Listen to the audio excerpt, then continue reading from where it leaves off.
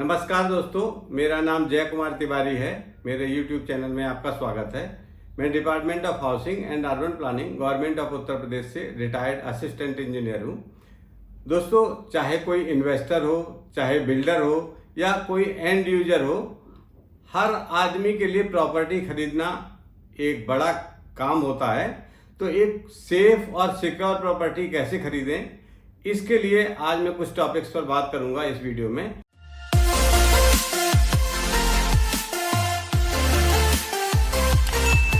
काफ़ी सारे हमारे जो दर्शक हैं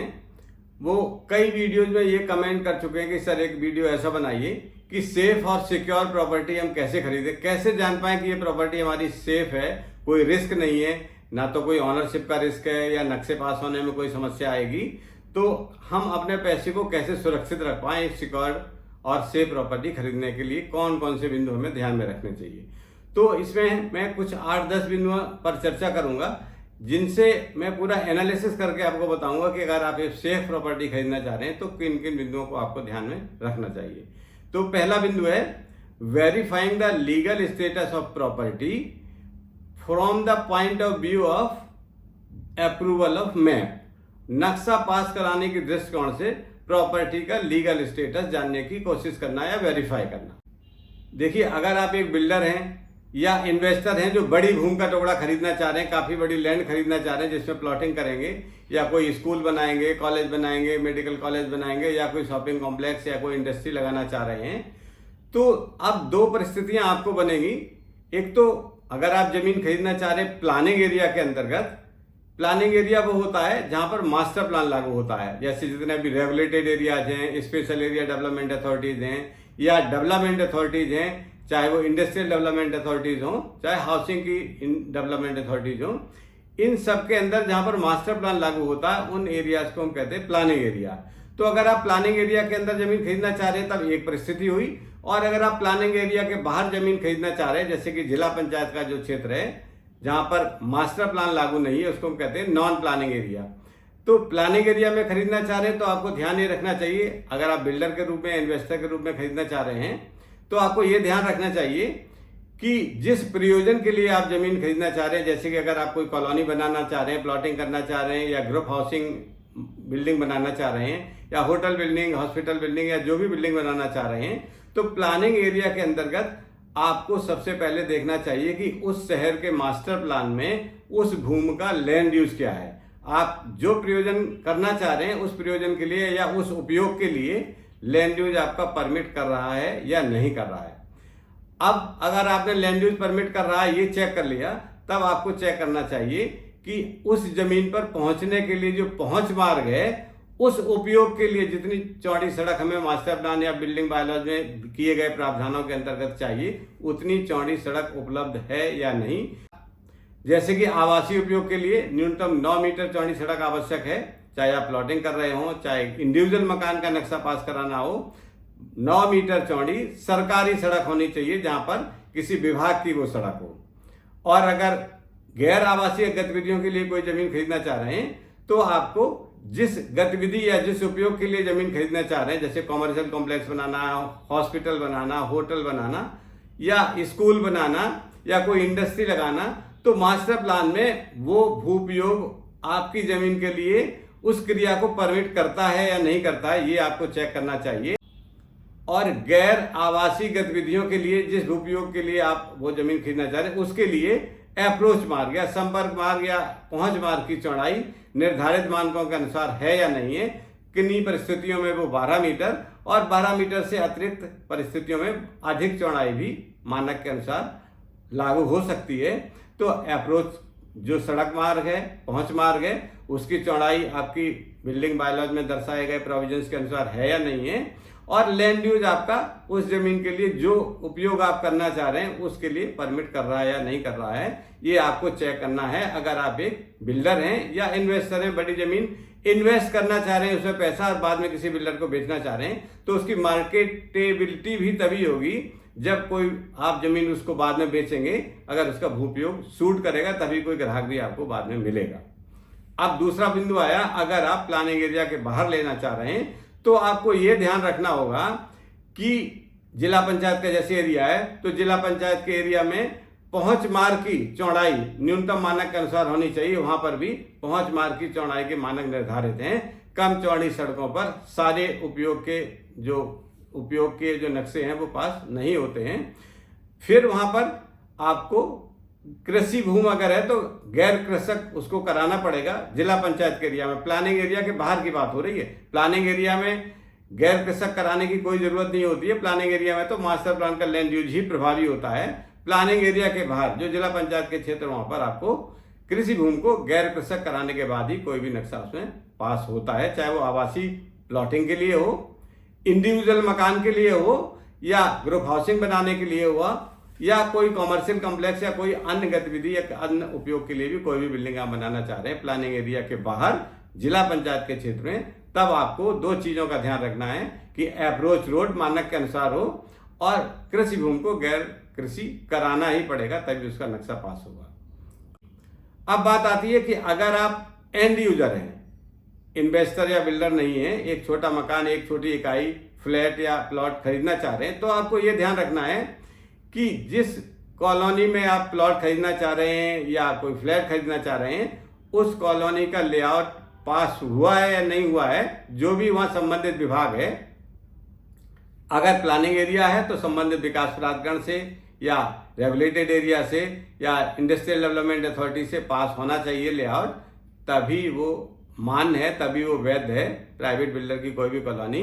अगर उसका लेआउट अप्रूव है और रेरा में रजिस्ट्रेशन है, उसके बाद ही वो बेच सकता है प्लॉट, अन्यथा वो प्लॉट इलीगल है। एक तो ये चेक करना है, और दूसरा ये चेक करना है कि लेआउट भी अगर पास है तो लेआउट के अनुसार ही उसने उस कॉलोनी को विकसित किया है या नहीं किया है। जितनी चौड़ी सड़कें लेआउट में पास करते समय छोड़ी गई थी, नक्शे पे दिखाई गई थी अप्रूव्ड लेआउट प्लान में, उतनी ही चौड़ी वास्तव में उसने सड़क की चौड़ाई लेआउट लगाते समय फील्ड में रखी है या नहीं रखी है। ऐसा तो नहीं कि कहीं 12 मीटर चौड़ी सड़क दिखाई हुई है लेआउट में और मौके पर उसने सड़क की चौड़ाई कम करके 9 मीटर चौड़ाई कर दी है, या जो पार्क का क्षेत्रफल है, ग्रीन एरिया है, जो अप्रूव्ड लेआउट में है उतना ही पार्क का क्षेत्रफल या ग्रीन एरिया उसने छोड़े हैं या नहीं छोड़े हैं। अगर नहीं छोड़े हैं, स्वीकृत कुछ और कराया और मौके पर कोई और बनाया है, तब भी वो कॉलोनी अवैध कॉलोनी के रूप में मानी जाएगी। वहां पर भी आपको भूखंड या भवन बनाया है, कोई ग्रुप हाउसिंग बिल्डिंग बनाई है, तो आपको उसमें फ्लैट नहीं लेना चाहिए, वो फिर कंपाउंड भी नहीं होगा। इस समय कंपाउंडिंग पर रोक लगी है। अगर नियमों के विपरीत कोई निर्माण किया है, चाहे वो फ्लैट हो चाहे कॉमर्शियल कॉम्प्लेक्स हो, तो वो बिल्डिंग अब कंपाउंड नहीं होगी। तो आपको एंड यूजर के रूप में ये देखना है कि लेआउट पास है या नहीं है, और लेआउट के अनुसार वो बिल्डिंग या वो प्लॉटिंग का लेआउट मौके पर लगा हुआ है या नहीं लगा हुआ है, तभी आप सेफ और सिक्योर हैं। और अगर बिल्डर के रूप में आपको खरीदना है तो मैंने पहले आपको बता दिया, प्लानिंग एरिया के अंतर्गत अलग परिस्थितियां हैं और नॉन प्लानिंग एरिया के अंतर्गत अलग परिस्थितियां हैं, उनका आपको ध्यान रखना आवश्यक है। अब बात करते हैं point number 2, verifying the properties legal documentation and ownership status. अब आपको लीगल डॉक्यूमेंटेशन चेक करना है और ऑनरशिप का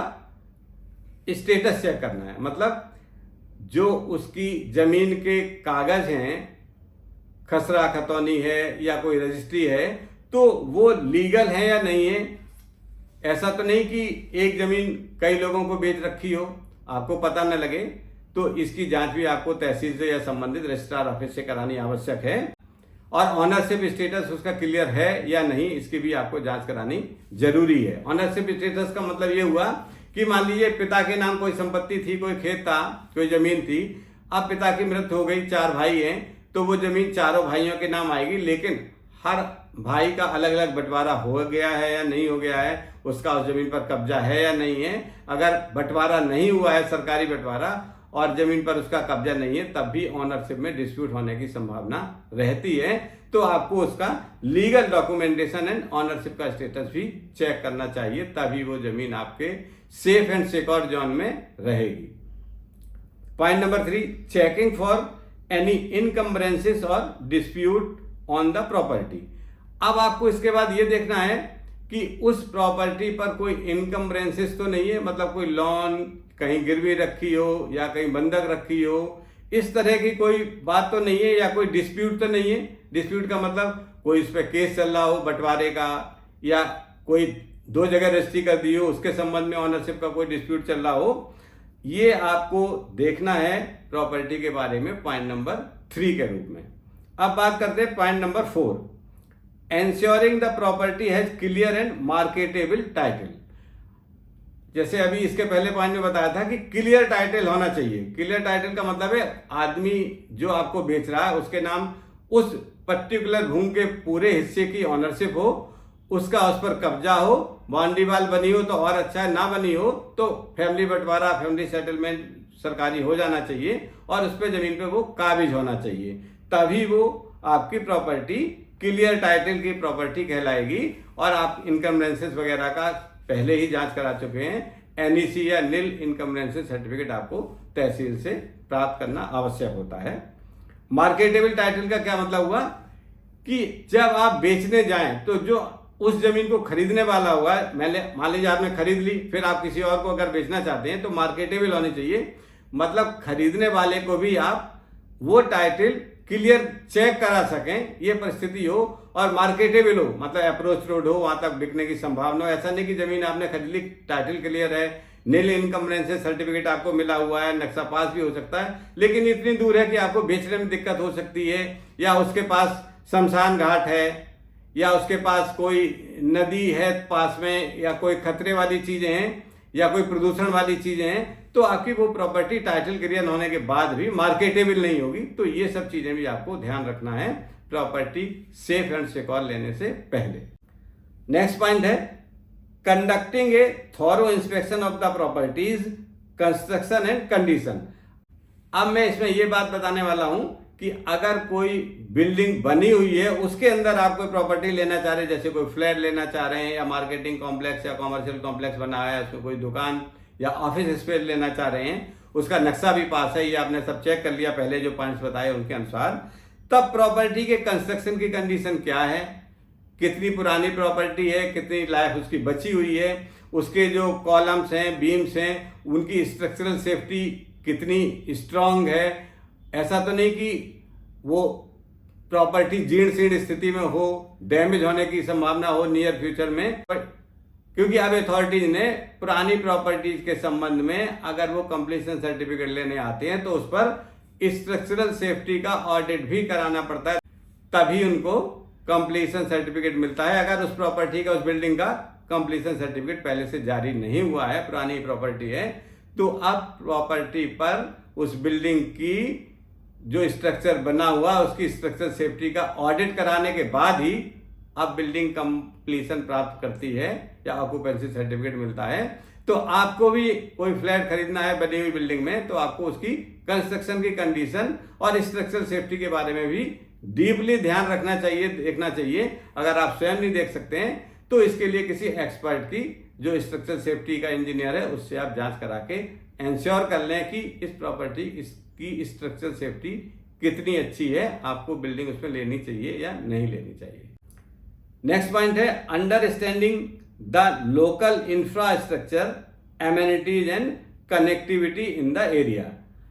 अब आप कोई प्रॉपर्टी लेना चाह रहे हैं तो आपको लोकल इंफ्रास्ट्रक्चर भी देखना चाहिए, वहां सड़क मार्ग की कंडीशन क्या है, बिजली की कंडीशन क्या है, नाली नाले बने हुए या नहीं हुए। ऐसा तो नहीं कि बरसात के दिनों में आप वहां पहुंचना चाहें तो पहुंचने में दिक्कत हो, इंफ्रास्ट्रक्चर मजबूत ना हो,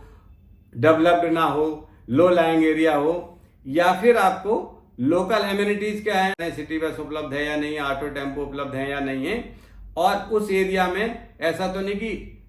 कोई ज्यादा चोरी की घटनाएं, आपराधिक घटनाएं ज्यादा हो रही हो। इन बातों का भी आप ध्यान रख सकते हैं। जो पहले से लोग रह रहे हैं, आसपास के लोगों से पूछ के इन बातों की जानकारी भी कर लें, तो ये आपके लिए अतिरिक्त हित में होने वाली एक बिंदु है, एक पॉइंट है, इस पर ध्यान आप रख सकते हैं। नेक्स्ट पॉइंट है researching the developers reputation and track record.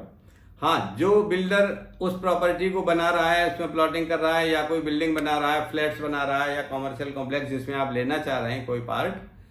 तो उस बिल्डर की रेपुटेशन क्या है, कितना पुराना बिल्डर है, उसने इस तरह की कितनी बिल्डिंग पहले बनाई है, उन बिल्डिंग को क्या टाइमली कंप्लीट किया है कि नहीं किया है, पोजेशन टाइमली दिया है या नहीं दिया है, कंप्लीशन सर्टिफिकेट मिला है या नहीं मिला है, या बिल्डर छोड़ के भाग जाने की स्थिति में तो नहीं है। तो जब उसके ट्रैक रिकॉर्ड को आप चेक करेंगे तो रेपुटेशन उसकी पता लग जाती है और आप निर्णय ले सकते हैं कि भाई बिल्डर तो ठीक है, बाकी सारी चीज़ें ठीक हैं। प्रॉपर्टी उसने नियमों के अनुसार बनाई है, जो नक्शा पास है उसी के अनुसार बिल्डिंग बनी हुई है। एक्स्ट्रा कोई कवरेज नहीं है, एक्स्ट्रा एफआईआर नहीं बनाया हुआ है, पार्किंग प्रॉपर दी हुई है, बिल्डिंग की स्ट्रक्चर सेफ्टी ठीक है, और बिल्डर का जो ट्रैक रिकॉर्ड है, रेपुटेशन है, वो भी ठीक है। तो आप प्रॉपर्टी लेने का निर्णय कर सकते हैं। ये चीजें आपको जांचनी चाहिए एक प्रॉपर्टी लेने से पहले। नेक्स्ट पॉइंट है evaluating the investment potential and resale value of the property. हाँ, अगर आप ये बात भी ध्यान रख पाए तो और अच्छा है कि आप एंड यूजर हैं, आपने कोई फ्लैट ले लिया, कोई मकान ले लिया या प्लॉट ले लिया बना हुआ किसी बिल्डर से, जिसका नक्शा भी पास है, स्ट्रक्चर सेफ्टी भी देख ली, इनकम्बरेंसेस भी देख ली, सारी चीजें देख ली, तो अगर आप ये ध्यान भी रख लेते हैं कि जब उस प्रॉपर्टी को अगर किसी कारण से आपको बेचना पड़े तो उस एरिया में रीसेल सही है या नहीं है, क्या स्थिति है, या जो प्रॉपर्टी है उसकी इन्वेस्टमेंट पोटेंशियल कितनी है, मतलब हमने पैसा लगा दिया, हमें रहना भी नहीं है या रह भी रहे हैं, 10 साल बाद किसी परिस्थिति में बेचना पड़ा, तो वो इन्वेस्टमेंट हमारा ऐसा तो नहीं कि नुकसान में चला जाएगा, बैंक में रखते तो ज्यादा ब्याज के साथ पैसा बढ़ जाता। इन्वेस्टमेंट का मतलब है कि हमें प्रॉपर्टी पर बैंक से ज्यादा अगर ग्रोथ आ रही है तो हमारा इन्वेस्टमेंट अच्छा इन्वेस्टमेंट माना जाता है। इस बात का भी आपको ध्यान रखना चाहिए ताकि रीसेल के समय आपको वैल्यू ऑफ प्रॉपर्टी इन्वेस्टमेंट की नजर से उचित मिल पाए। तो दोस्तों, इस वीडियो में मैंने अपने उन दर्शकों के जिज्ञासाओं को शांत करने के लिए ये वीडियो बनाया है जो काफी समय से ये कह रहे थे कि सर कोई ऐसा वीडियो बनाइए कि हम प्रॉपर्टी लेते समय ये निर्णय कर पाएं कि ये प्रॉपर्टी हमारी सेफ एंड सिक्योर है। तो दोस्तों, इस सूचना के साथ ये वीडियो यहीं समाप्त होता है। अगले वीडियो में किसी महत्वपूर्ण विषय पर फिर आपसे चर्चा करेंगे। नमस्कार।